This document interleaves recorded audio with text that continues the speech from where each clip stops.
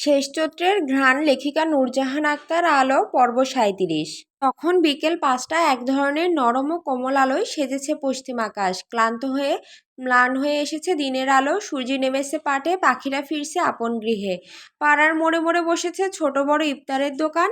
ক্রেতাদের ভিড়ে জমজমাট দোকানপাট। কোথাও কোথাও কোরআন তেলাওয়াত, গজল ওয়াজ বাজছে, কোথাও বা হরদমে চলছে ইফতার পার্টির আয়োজন। এসবকে পেছনে ফেলে ব্যস্ত পায়ে ছুটছে একদল ব্যস্ত পথচারী। এদিকে চৌধুরী বাড়ির রান্নাঘরে তাড়াহুড়া লেগে গেছে গৃহিণীদের। দ্রুত হাতে কাজ সারছেন ওনারা। রাতের রান্না শেষে এখন ইফতার সাজাতে লেগে পড়েছেন দুই জা। দুপুর থেকে একটানা সিতারা শিমিন এক হাতে সামাল দিচ্ছেন সব কাজ। সিরাত বসে আছে রান্নাঘর থেকে একটু দূরে, মুখটা বড্ড বেজার। ঝটপট কাজ করা মানুষ কাজ ছাড়া থাকতে পারে না, অথচ অসুস্থতা ওনাকে বসে থাকতে বাধ্য করছে। খুব খারাপ লাগা কাজ করছে যাদের ঘামার্ত মুখ দেখে। তবু উনি বলেছেন বসে বসে কিছু কাজ ওনাকে দিতে। একথা শোনা মাত্র সিতারা খ্যাক করে বলেছে, এখানে থাকলে চুপ করে বসে থাক, নয়তো খুন্তির বাড়ি একটাও বাইরে পড়বে না। বড় জয়ের কথা শুনে ফিক করে হেসে ফেলল সিরাত। হাসে শিমিনও। সিতারা ভ্রুকুচকে যাদের দেখে বেগুনি ভাজতে আরম্ভ করেন। শিমিন দুপুরের দিকে ফালুদার জন্য সাগুদানা রান্না করে ফ্রিজে রেখেছিলেন, এখন তা বের করে ফলমূল কেটে গুছিয়ে রাখলেন নানান রকমের জিনিস দিয়ে। চমৎকার করে ডেকোরেশন করে শীতল। সে আবার এসব কাজ ভালোই পারে, কিন্তু এই নিয়ে ৩বার মেয়েটাকে ডাকার পরেও সারা শব্দ নেই। তিনি বিরক্ত হয়ে আরেকবার হাঁক ছেড়ে ডাকলেন, শীতল, এই শীতল, এবার গেলে মার একটাও মাটিতে পড়বে না বলে দিলাম। ছোট জায়ের ডাকাডাকি শুনে সিরাজ জবাব দিলেন, মেয়েটা রোজা আছে, থাক না, একটু রেস্ট করুক। এত বড় ধিঙ্গি মেয়ে ফলগুলো তো কাটতে পারে। একথা শুনে সীতার আঁচলে মুখ মুছে শরবতে চিনি গুলাতে গুলাতে বললেন, মেয়েটার শরীরটা বোধহয় ভালো না, পাখির দানা খেয়ে রোজা আছে, সেদিন রক্ত দিল, থাক, ওকে এই গরমের মধ্যে আর ডাকিস না ছোট। দুই জায়ের কথা শুনে সিমিনের আগে গজরাতে গজরাতে এঁটো থালা বাসন ধুতে ধুতে বললেন, তোমাদের আদরে আদরে ও আরও বাদর হচ্ছে। ওর বয়সী সাদিকাকে দেখো কি সুন্দর সংসার করে খাচ্ছে, অথচ এর গড়িমসি করতে করতে বছর যায়। ভালো কথা বললেও যদি শুনতো। শুনবি না তো শুনিস না, শ্বশুরবাড়ি গিয়ে শাশুড়ির খোঁচা খেতে খেতে নাকে জল চোখের জল এক হবে, তখন আমার কথা মনে পড়বে। এবার রুবাব এসে জবাব দিল, যে বাড়িতে আমার বোনকে কাজ করে খেতে হবে সে বাড়িতে বিয়েই দেব না। আমাদের রাজকুমারীকে যে যত্নে রাখতে পারবে আমরা তার হাতে আমাদের বোনকে তুলে দেব। কল্পনার রাজ্য থেকে বেরিয়ে আয় বাবা। শ্বশুরবাড়ি গেলে রাজকুমারী যতই আদরের হোক, সেই আদর আর শ্বশুরবাড়িতে থাকে না। এজন্য বলছি, বোনের ভালো চাইলে কাজ শেখা। রুবাব হাসলো, তারপর সীতাকে বলল, শীতলকে শিখিয়ে পড়িয়ে নাও বড় মামি। ও ছোট মানুষ, ওকে আর কি কাজ শেখাবো। বড় হোক, একদিন সবই শিখে যাবে। তখন দৌড়াতে দৌড়াতে সিঁড়ি বেয়ে নামলো শীতল। দুপুরে গোসল সেরে একটুখানি শুয়েছিল, এখন চোখ লেগে গেছে খেয়ালই করেনি। মায়ের ডাক শুনেছিল, তবে তখন আরামের ঘুম হারাম করে উঠে আসতে ইচ্ছে করছিল না। আরামে আরামে ঘুমিয়ে বিকেলও কাবার করে ফেলেছে। মেয়েটাকে এভাবে ধর্মরি করে দৌড়ে আসতে দেখে শিমিন মুখ ফিরিয়ে নিলেন, এমন ভাব করলেন যেন খুব রেগে আছেন। তখন শীতল ওড়নায় আঙুল প্যাঁচাতে প্যাঁচাতে আমতা আমতা করে বলল, ডেকেছিলে আম্মু? হুম। কেন? আমরা এখানে শুয়ে আছি, তুই এসে শুতি তাই। শিমিনের কথা শুনে শীতল ভ্যাবাচেকা খেয়ে গেল। বুঝলো মাকে রাগিয়ে দিয়েছে, তাই মায়ের রাগ ভাঙাতে এগিয়ে আসতে দেখতে পেল কাটা ফলমূল এবং তারই পাশে ফালুদার কাপ। বুঝলো এ কাজ তাকেই করতে হবে, তাই সে কথা না বাড়িয়ে প্রতিটা সদস্যের জন্য ফালুদা রেডি করার কাজে লেগে পড়ল। রান্নাঘরে স্পেস কম, মায়েরা অন্য কাজকর্ম করছে দেখে সেসব সামগ্রী নিয়ে রান্নাঘরের সামনে বসলো। তারপর সে বাদাম কুচি, ফ্রুটি টুটি, চকলেট, স্প্রিংলস, রোজ সিরাপ, স্ট্রবেরি সিরাপ, ম্যাঙ্গো বা vanilla ice cream, whipped cream, colourful ফলের কুচি, চকলেট সস বা ক্যারামেল সস দিয়ে মন মতো করে সাজালো। রুবাব শীতলের বা পাশে বসে চুপ করে দেখছিল। সে বুঝে পায় না সাজানো গোছানোর ব্যাপারে মেয়েরা এত এক্সপার্ট কেন। এই যে ফালুদার কাপ এত সুন্দর করে সাজালো শীতল, কত কি যে দিল সেগুলো নাম বলতে পারবে কিনা শিওর। তাছাড়া যাবে তো ওই পেটেই, তাহলে এত কাহিনী করার কি আছে। সবগুলো একসাথে বড় একটা বলে নিয়ে ঝালমুড়ির মতো সব আইটেম একসাথে দিয়ে নাড়া দিয়ে কপাকপ গিলে নিলেই হয়। অযথা টাইম ওয়েস্ট করার দরকার আছে? মানে মেয়েটা পারেও বটে।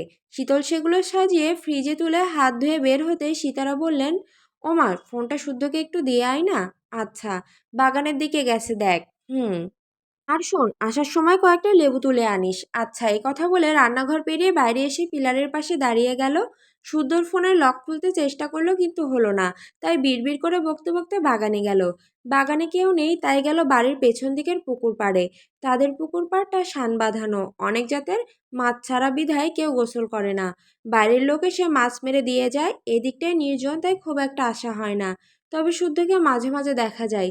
সে এখানে এসে দাঁড়িয়ে থাকে প্রায় সময়। এই যেমন এখনো দুই পকেটে হাত গুজে দাঁড়িয়ে আছে। বাতাস উঠছে তার কপালের উপর পড়ে থাকা অবাধ্য চুল। পরনে সাদা টি শার্ট ট্রাউজার। সে পেছন থেকে চুপি চুপি এসে ভাও করার আগেই শুদ্ধ বলল, এখানে কি? ফোন দিতে এসেছি। শুদ্ধ হাত বাড়ালো। শীতল ফোন এগিয়ে দিয়ে শুদ্ধর পাশাপাশি দাঁড়ালো। সে শুদ্ধর বুক বরাবর। হঠাৎ দমকা বাতাসে শীতলের চুল এলোমেলো হয়ে গেল। উড়ন্ত চুলের ঝাপটা লাগলো শুদ্ধর চোখে মুখে। ব্যাপারটা খেয়াল করে ধমক খাওয়ার আগেই শীতল চুল গুছিয়ে হাত খোপা করে নিল। শাওয়ান চৌধুরীর রাজহাঁসের মাংস ভীষণ পছন্দ। উনি মাঝে মাঝেই রাজহাঁস কিনে আনেন। কিছুদিন আগে খাবেন বলে এনেছিলেন, কিন্তু সাম্য সিজনের অ্যাক্সিডেন্টের জন্য খাওয়া হয়ে ওঠেনি। ফলস্বরূপ রাজহাঁসগুলো দিনের বেশিরভাগ সময় পুকুরে ভেসে বেড়ায়। সন্ধ্যার পর দারোয়ান কাকা ওদের গ্যারেজে রাখে। শীতলের হঠাৎ নজর গেল ভেসে বেড়ানো হাঁস দুটোর দিকে। সে বলল, পুকুরে ভেসে বেড়ানো হাঁসগুলো কত সুখী, তাই না শুদ্ধ ভাই? ইস, আমিও যদি হাঁস হতাম। আফসোসের সুরে বলা শীতলের কথা শুনে পুকুরে তাকালো শুদ্ধ। হাঁস দুটোকে আপন মনে ঘুরে বেড়াতে দেখে সত্যিই মনে হচ্ছে তারা ভীষণ সুখী। তারা পুকুরে ভাসতে ভাসতে ছোট ছোট মাছ পোকা ধরে খাচ্ছে, কখনো নিজস্ব ডাকছে, পাশাপাশি ভাসছে টলটলে শস্য জলে। ধবধবে হাঁস দুটোকে দেখতে সত্যি খুব সুন্দর দেখাচ্ছে। হঠাৎ পুরুষ হাঁসটি নারী হাঁসটিকে চেপে ধরে সঙ্গমে লিপ্ত হলো। যা ঘটল সেটা ছিল অনাকাঙ্ক্ষিত। এই দৃশ্য দেখে মুহূর্তেই ঠোঁটে হাসি এঁটে দাঁড়িয়ে দেখতে থাকা শীতলের হাসি মিলিয়ে গেল। বিস্ময়ে চোখ দুটো বড় বড় হয়ে গেল। ফর্সা আদুরে গাল দুটো রাঙা হয়ে উঠল। কান দিয়ে যেন গরম ধোঁয়া বেরোতে লাগলো। নারী হাঁসটি পালাতে গিয়ে পারল না, আটকা পড়ল পুরুষ হাঁসটি নিচে। শুধু পাশে থাকায় সে আর তাকিয়ে থাকতে পারল না। দ্রুত দৃষ্টি নামিয়ে অন্যদিকে তাকালো। কেন জানি হাত পা ভীষণ কাঁপছে। অসীম লজ্জায় চোখ তুলে তাকাতেও পারল না পাশের মানুষটার দিকে। কত শখ করেই না হাঁস হতে চেয়েছিল, কিন্তু কি থেকে কি হয়ে গেল। একরাশ লজ্জায় একছুটে পালিয়ে যেতে যেতে বিড়বিড় করলো, না না, আমি হাঁস হতে চাই না, ছি ছি। এ কথা বলতে বলতে পালিয়ে গেল ঠিকই, তবে ভুলেও আর পেছন ফিরে তাকালো না। কিন্তু একবার তাকালে হয়তো দেখতে পেত তার বিশুদ্ধ পুরুষ নিচের ঠোঁট কামড়ে ধরে হাসছে, হাসছে তার চোখ জোড়াও। কি চমৎকার সেই হাসি! সেই হাসি নিদারুণভাবে শস্য জলে ফুটে উঠেছে। শীতল চলে গেলে বুঝতে পেরে সে হাসতে বলল, কেবল তো শুরু লাজুকলতা, এখনই লজ্জায় ডুবলে চলবে? সর্বনাশের চিপাগুলি যাওয়ার কথাও তো স্মরণে রাখতে হবে। এ কথা বলে সে মিটিমিটি হাসতে হাসতে পুকুর পাড়ে দাঁড়িয়ে রইল। আর শীতল দৌড়াতে দৌড়াতে বাড়িতে ঢুকলো। মেয়েকে দৌড়ে আসতে দেখে সিমেন্ট কটমট করে তাকিয়ে রইলেন। সবসময় ফিঙে টানার মতো এই মেয়ে ছুটে বেড়ায়। স্থিরতা বলতে যদি কিছু থাকে এর মধ্যে, এ নিয়েও সাবধান করেছেন। সাবধান করলেই বা কি, এই মেয়ে শুধরাবে না। তবে ভেবেও নিলেন, অকারণে দৌড়াদৌড়ি করতে গিয়ে যদি মুখ থুবড়ে পড়ে, তাহলে তখনই আরেক ঘা বসাবেন। শীতল নাজুক মুখে হাসতে হাসতে এসে দাঁড়াতেই মায়ের সামনে পড়ে থমকে দাঁড়িয়ে গেল। হাসি লুকানোর বৃথা চেষ্টা করে মুখ ভোঁতা করে মনে মনে ভাবল, কাজ করি না বলে আম্মু রেগে আছে, সমস্যা নেই, এখন কাজ করে সব তামা করে ফেলবো, পরে কাজ করার উছিলায় নতুন জামার বায়না করব। একথা ভেবে চমৎকার করে হাসলো। তারপর ছোলা বাটি হাতে তুলে নিয়ে ডাইনিং টেবিলে রাখতে গেল, কিন্তু বিধির বাম, পাপসে পা আটকে ছোলার বাটি নিয়ে নিজেও উপুর হয়ে পড়ল। সঙ্গে সঙ্গে কাচের পাটি ভেঙে ছোলা ছড়িয়ে গেল। শীতল মায়ের মার খাওয়ার ভয়ে তাড়াহুড়ো করে উঠার আগে সিমি দ্রুত এগিয়ে গেলেন। একটা কাজও করে না, কালে ভাদ্রে যা করে তাতে অঘটন ঘটিয়ে বসে। ইফতারের সময় হয়ে গেল, আর এখন এই অঘটনই ঘটাতে হলো। উনি রাগে দুম করে একটা কিল বসিয়ে দিলেন শীতলের পিঠে।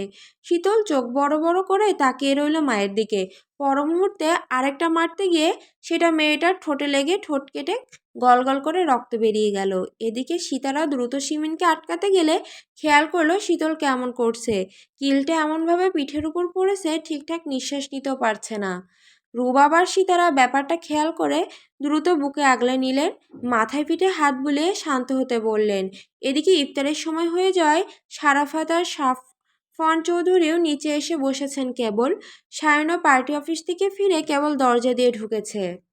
সবাইকে রান্নাঘরের সামনে হুলস্থুল করতে দেখে সে দ্রুত পায়ে এগিয়ে গেল। নিচে বসে থাকা শীতল ভাঙা কাচের বাটি আর ছড়ানো ছিটানো শোলা দেখে বুঝে নিল আসল ঘটনা।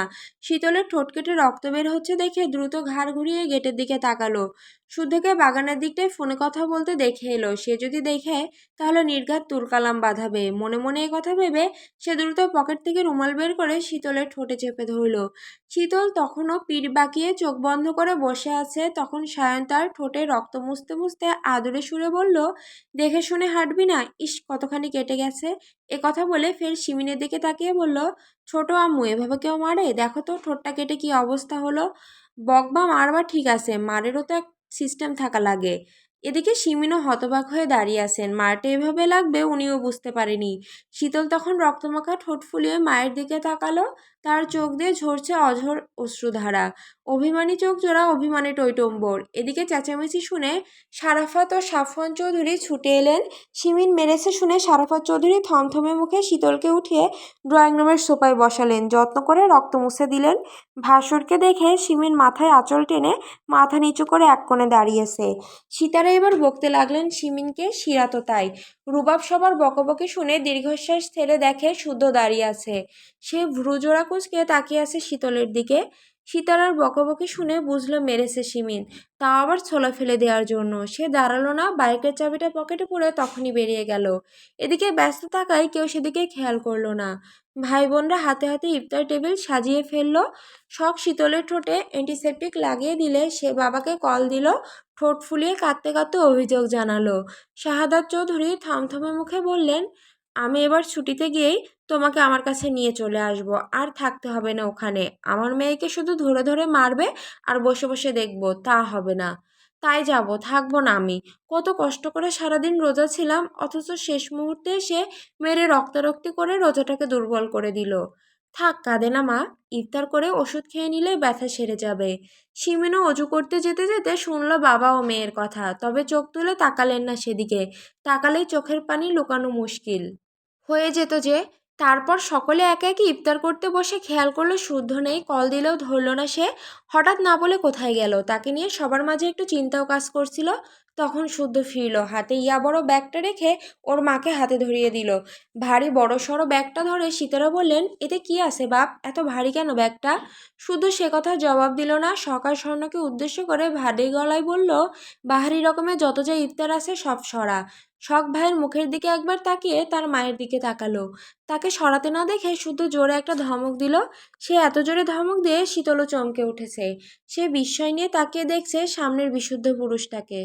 ভাইয়ের ধমক শুনে শখ এবার সাহস নিয়ে আমতা আমতা করে বলল, ইফতার করবো না ভাইয়া?